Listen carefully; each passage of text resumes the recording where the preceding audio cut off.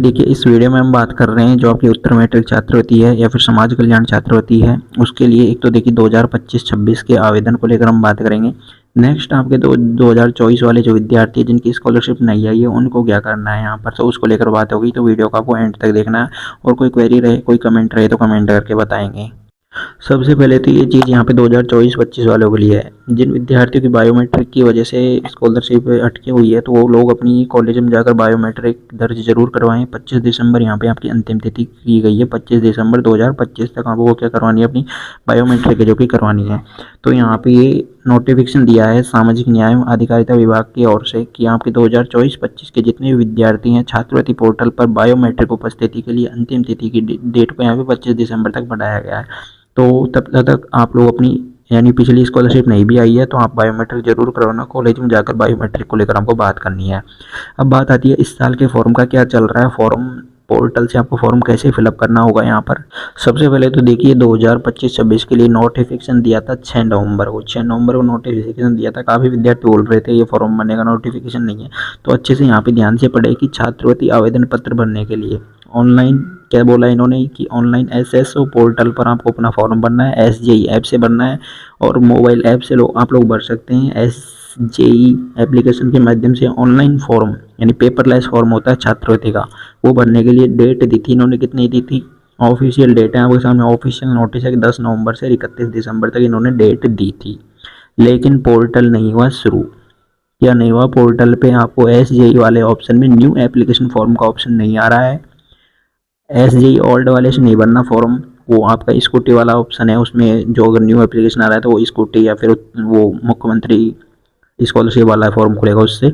लेकिन SJE वाले application में इन्होंने समाज कल्याण के फॉर्म शुरू नहीं किए। 31 दिसंबर डेट दी थी, 10 नवंबर से फॉर्म शुरू करने की बात की थी, लेकिन अभी तक इन्होंने पोर्टल शुरू ही नहीं किया है। तो देखिए डेट तो आपके सामने है कि 6 नवंबर से इन्होंने विज्ञप्ति जारी कर दी और बोला है कि 10 नवंबर से फॉर्म फिलअप करवा लेंगे, 31 दिसंबर तक आपको फॉर्म भरने हैं। ये इन्होंने डेट दी थी, लेकिन इन डेट्स में आपके फॉर्म है जो कि स्टार्ट नहीं हुए। काफ़ी विद्यार्थियों को तो कन्फ्यूजन ये था कि कौन कौन इसका फॉर्म फिलअप कर पाएंगे। तो यहाँ पे सभी कैटेगरी हैं, जितनी भी कैटेगरी ऑलमोस्ट सभी कैटेगरी फॉर्म फिलअप कर सकते हैं। OBC के लिए कुछ रूल हैं तो वो भी हम आपको बता दें फॉर्म फिलअप करने के लिए। अगर आप लोग OBC कैटेगरी में आते हो तो आपके पास में अगर BPL कार्ड है, अंत्योदय कार्ड है या फिर इनमें से कोई सा भी आप लोग इन कैटेगरीज में आते हैं तो आप लोग OBC वाले भी फॉर्म फिलअप कर सकते हैं। अब फॉर्म तो शुरू ही नहीं हुए तो फॉर्म कैसे भरें, तो उसके लिए आप अभी वेट करो। देखो वेट करिए, जब तक पोर्टल शुरू नहीं हो जाता तब तक वेट ही करना होगा।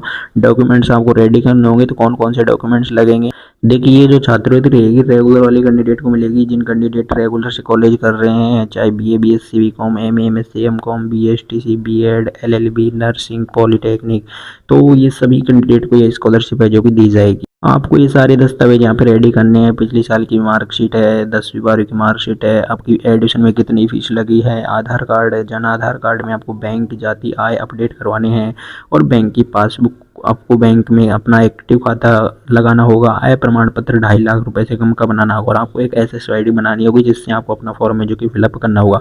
तो ये सारे डॉक्यूमेंट्स तब तक रेडी कर लो जब तक फॉर्म का पोर्टल शुरू नहीं होता है। काफ़ी कैंडिडेट के कमेंट्स आ रहे थे फॉर्म कैसे भरे, तो फॉर्म भरने के लिए अभी पोर्टल को शुरू होने दो। जैसे ही पोर्टल शुरू होगा पोर्टल पे ऑप्शन मिलेगा आपको फॉर्म फिलअप करने का कंप्लीट तरीका है जो कि बताया जाएगा। नेक्स्ट अगर आपकी पिछली साल की कोई भी अटकी हुई है स्कॉलरशिप, तो अगर उसमें ऑब्जेक्शन आ रहा है तो ऑब्जेक्शन को क्लियर कर लें। और अगर पेमेंट सेक्शन हुआ पड़ा है तो कोई भी तरह की प्रॉब्लम नहीं है, मतलब वेट करो। बजट का इश्यू है, अगर पेमेंट सेक्शन हो रखा है स्कॉलरशिप नहीं आई है तो ये बजट का इश्यू है। जल्दी आपको आपकी स्कॉलरशिप भी देखने को मिल जाएगी। अगर कोई भी तरह का ऑब्जेक्शन है तो ऑब्जेक्शन को क्लियर करो। और बायोमेट्रिक वाली प्रॉब्लम है तो कॉलेज में जाके अपनी बायोमेट्रिक क्लियर